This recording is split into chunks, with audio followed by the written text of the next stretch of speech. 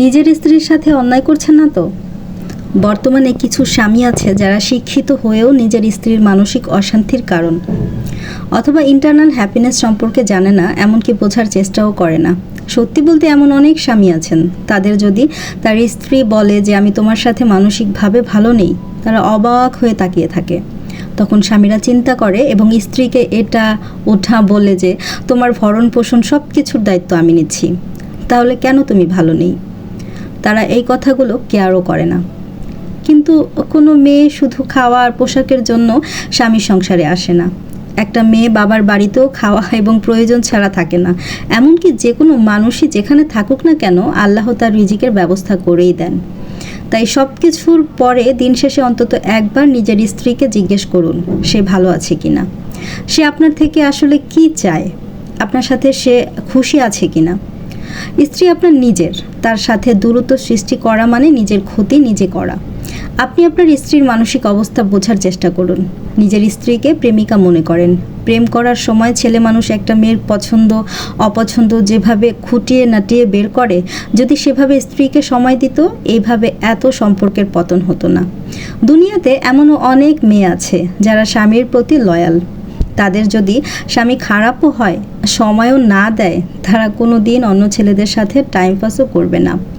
আপনাকে বোঝানোর চেষ্টা করবে, যদি আপনি নাও বুঝেন তাহলে নীরবে কান্না করবে অথবা সংসার ত্যাগ করবে। অথচ স্বামীরা এতই ব্যর্থ যে তারা তখনও বোঝার চেষ্টা করে না কেন এমন হচ্ছে। তাই আপনার ভুলের জন্য একটা মেয়েকে মানসিক কষ্ট একা দিনের পর দিন সহ্য করতে দেওয়াও কিন্তু অন্যায়। তাই নিজে স্ত্রীকে ভালো রাখুন। স্বামী স্ত্রীর সম্পর্ক তো আল্লাহর দেয়া নেয়ামত, আর আল্লাহর কোনো বান্দাকে কষ্ট দিলে আল্লাহ কষ্ট পান। এখনই সময় নিজের স্ত্রীকে জিজ্ঞাসা করুন, তার ভেতরের কষ্ট বের করে আনুন। নিজের মাকে কষ্ট দিলে মা যদি মন থেকে কষ্ট পেয়ে যায়, মনে রাখবেন আপনার স্ত্রীও আপনার বাচ্চার মা এবং আপনার জীবনের শেষ সময়কার সঙ্গী। তাই তাকে কষ্ট দেওয়ার আগেও 10 বার করে ভেবে নেবেন। তাকে বোঝার চেষ্টা করুন সংসারটা আপনার এবং আপনার স্ত্রীর। দুজনে মিলে মিশে যদি আপনারা বুঝে আপনাদের সংসারটাকে সাজিয়ে নিতে পারেন, আমার কাছে মনে হয় পৃথিবীর শ্রেষ্ঠ একটা সুন্দর সংসার হবে আপনাদের। আসসালামু আলাইকুম, কি অবস্থা, কেমন আছেন সবাই? আশা করছি সবাই অনেক বেশি ভালো আছেন। আজকের ভিডিওটি শুরু করেছি সকাল থেকে, সকালে ব্রেকফাস্ট থেকে আজকের ভিডিওটা স্টার্ট করেছি। 2-3 দিন যাবত আমাদের এখানে কিন্তু ঝুম বৃষ্টি হচ্ছে, আর বৃষ্টির সময় কিন্তু খিচুড়ি খেতে খুব ভালো লাগে। মানে ওয়েদার ডিমান্ডিং যে রেসিপিটা আছে সেইটাই আজকে আপনাদের সাথে শেয়ার করছি। খিচুড়ি রান্না করার জন্য আমি চাল ডাল সুন্দরভাবে ধুয়ে কিন্তু পানি ঝরিয়ে রেখেছি। এখন চুলায় একটা কড়াই বসিয়ে দিয়েছি, তার মধ্যে তেল দিয়েছি, গোটা মশলা দিয়েছি, মানে গরম মশলা দিয়েছি, আর সেই সাথে তেজপাতা, পেঁয়াজ, কাঁচামরিচ ফালি দিয়ে ভালোভাবে একটু নেড়ে চেড়ে ভেজে নিয়ে পরিমাণ মতো পানি দিয়েছি। আদা রসুন দিয়ে দিচ্ছি, আর ধনিয়া জিরা বাটা যে মশলাগুলো ছিল সেগুলো দিয়েছি, হলুদ মরিচের গুঁড়ো দিয়ে দিয়েছি।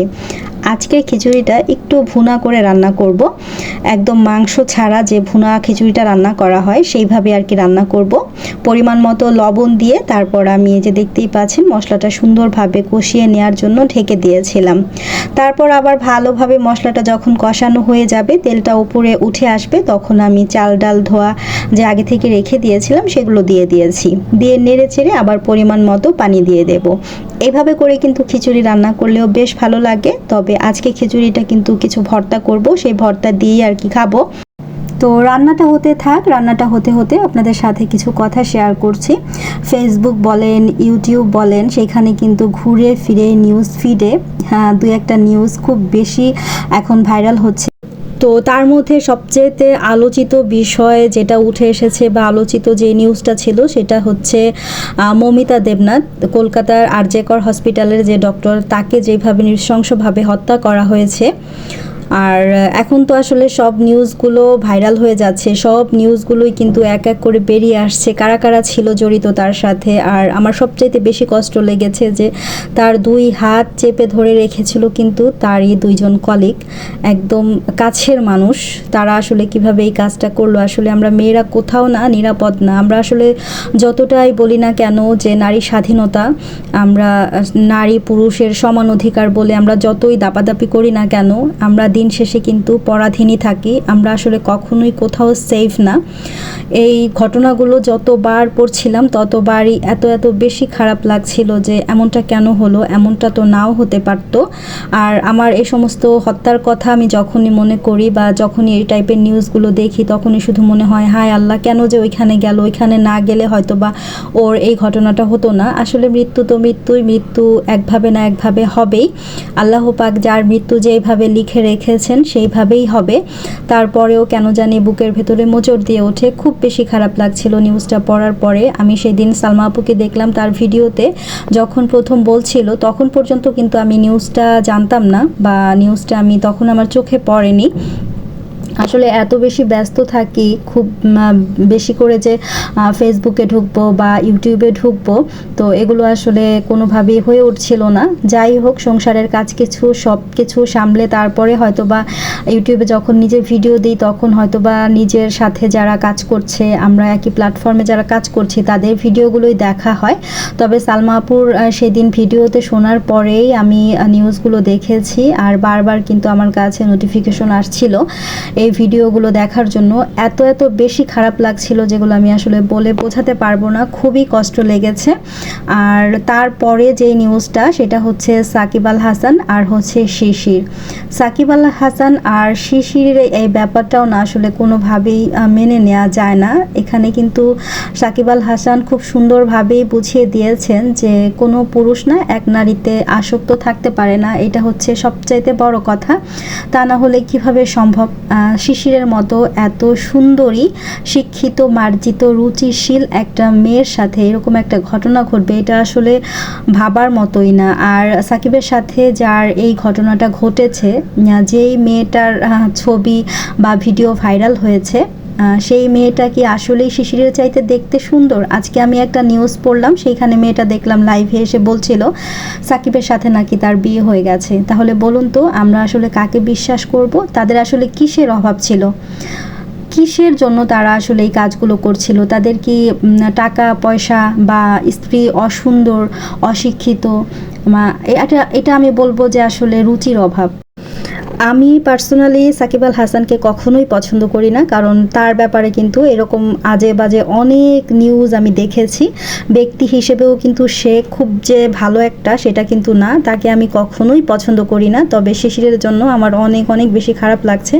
বাচ্চাগুলোর মুখের দিক তাকালে বড্ড বেশি মায়া লাগে যে এত মায়াবী চেহারার তিনটা বাচ্চা আসলে কি করে সম্ভব, কি করে পারলো বলুন তো? কি করে আমরা একটা পুরুষকে বিশ্বাস করব? তাকে বিশ্বাস করে তার উপরে ভরসা করেই তো আমরা তার সংসারটা করছি।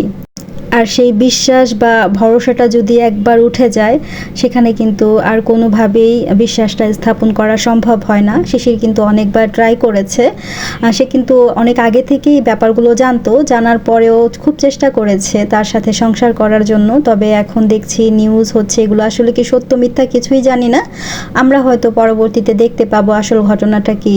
আসলে দেখা যায় যে যে সমস্ত নিউজগুলো আমরা পাচ্ছি অতিরঞ্জিত করেই হচ্ছে নিউজগুলো দেয়া হয়।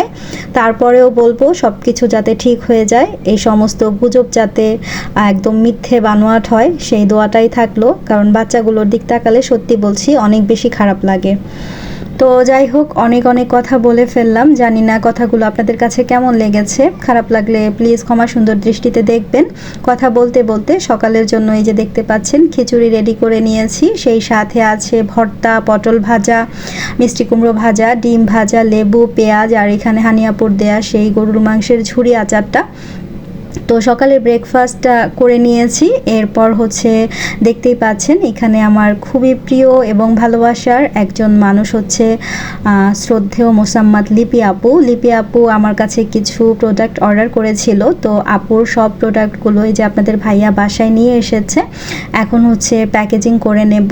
তো আপু আমার কাছে অর্ডার করেছিল ধনিয়া গুঁড়া, তারপর হচ্ছে জিরার গুঁড়া, হলুদের গুঁড়া, মরিচের গুঁড়া, এরপর হচ্ছে ঘি। আপু এখানে 1 কেজি ঘি অর্ডার করেছে, হাফ কেজি মধু অর্ডার করেছে, আর হচ্ছে সরিষার তেল অর্ডার করেছিল। তো সমস্ত কিছু আপনাদের ভাইয়া সুন্দরভাবে যে দেখতেই পাচ্ছেন একদম কস্টেপ দিয়ে বাবল র্যাপার দিয়ে র্যাপ করে নিয়েছে। এখন এগুলো সব কিছু আর কি প্যাকেজিং করা হবে, প্যাকেজিং করে আপুর কাছে পাঠিয়ে দেব। এই ভিডিওটা আসলে আরও 2-1 দিন আগের বা কিছুদিন আগের, আমি এখন ভয়েস দিচ্ছি আপনাদের সাথে। এর পরবর্তীতে কিন্তু আপু খুব সুন্দর করে একটা ভিডিও পাঠিয়েছেন, প্রোডাক্টগুলো কিন্তু আপু হাতে পেয়েছেন। আপু অনেক অনেক বেশি স্যাটিসফাইড, অনেক বেশি খুশি হয়েছে। তো আপু যে ছোট্ট ভিডিওটা পাঠিয়েছে সেটা আমি আপনাদের সাথে একটু শেয়ার করব, আর সেই সাথে আপু যে সুন্দর একটা রিভিউ দিয়েছে সেটাও আমি আপনাদের সাথে এখন শেয়ার করব।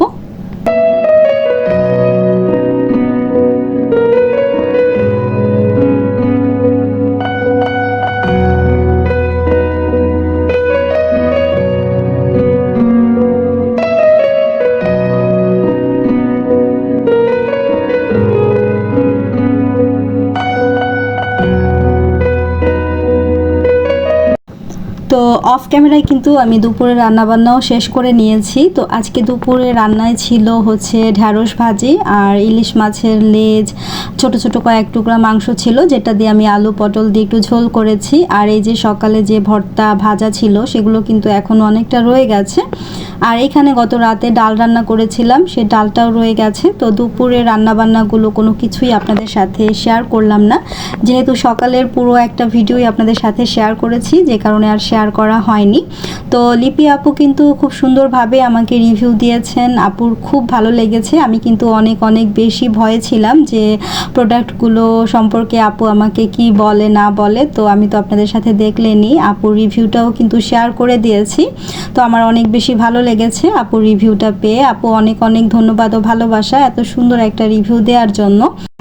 আর এই ভিডিও ফুটেজটা হচ্ছে শুক্রবার সন্ধ্যার, মানে আমি কিন্তু আপনাদের সাথে শুক্রবারের ভিডিওটাই শেয়ার করছি। তো সন্ধ্যার দিকে কিন্তু প্রতি আপু এসেছে আমাদের শপের ভিডিও নেওয়ার জন্য, আপুর চ্যানেলে বা পেজে দেওয়ার জন্য যে ভিডিওগুলো আপু সবসময় করে থাকে আমার শপের ভিডিও, সেইগুলোই কিন্তু রেডি করার জন্য আপু চলে এসেছে। দেখো কি খাইতেছে, খাইছে কি ভাজা কাজু কাজু বাদাম খাইছিল, আর এবার আজকে খাইতেছে আলু বোখারা। তো আপুর মূলত ভিডিও শ্যুট করা হয়ে গেছে। তো আপু বলছিল যে আরেকবার যখন এসেছি তখন কাজু খেয়েছিলাম, এখন খাচ্ছি আলু বোখারা, আর আমরা ঝালমুড়ি খেয়েছিলাম। তো আপনাদের ভাইয়া আবার মোগলাই পরোটা এনেছে, সেগুলো খেয়েছি। তো তারপর ভিডিও শ্যুটের কাজ কিন্তু শেষ হয়ে গেছে। এখন আপু কিছু প্রোডাক্ট আর কি নেবে, সেগুলোই আপনাদের ভাইয়া আর কি হিসেব করছিল বা প্যাকেট করছিল আপু কি কি নিয়েছে। তো আপু বলছিল যে এটা ভিডিও শ্যুট করবা না, অবশ্যই ভিডিও শ্যুট করে রাখো। আপু কিন্তু আমার রেগুলার কাস্টমার, আপু প্রতি সপ্তাহে দেখা যায় শুক্রবার অথবা শনিবারে কিন্তু আমার শপে ভিডিও শ্যুট করার জন্য আসে। আর আপু যখনই আসে তখনই কিন্তু তার সংসারের প্রয়োজনীয় টুকিটাকি কিছু না কিছু আপু নিয়েই যাবে। এখানে মরিচের গুঁড়া, জিরার গুঁড়া, তারপর হচ্ছে খুদের চাল নিয়েছে 2 কেজি, গম নিয়েছে 1 কেজি, সেই সাথে কিন্তু আমচুর পাউডার, আরও ওষুধি কী কী যেন গুঁড়া আর কি আপু নিয়ে যাচ্ছে। তো যাই হোক, আপুর প্রোডাক্টগুলো গুছিয়ে আপু কিন্তু এখনই বেরিয়ে যাবে, আর আমিও আমার ভিডিওটা এখান থেকে শেষ করে দেব। তো আজকের ভিডিওটা কেমন লেগেছে অবশ্যই কিন্তু কমেন্ট করে জানাবেন। যারা চ্যানেলে একদমই নতুন আছেন, আপনাদের কাছে যদি আমার ভিডিওগুলো ভালো লাগে তাহলে প্লিজ ভিডিওতে লাইক দিবেন আর সাবস্ক্রাইব করে আমার পাশে থাকবেন। আজকের মতো বিদায় নিচ্ছি, ভালো থাকবেন সবাই, আল্লাহ হাফিজ, আসসালামু আলাইকুম।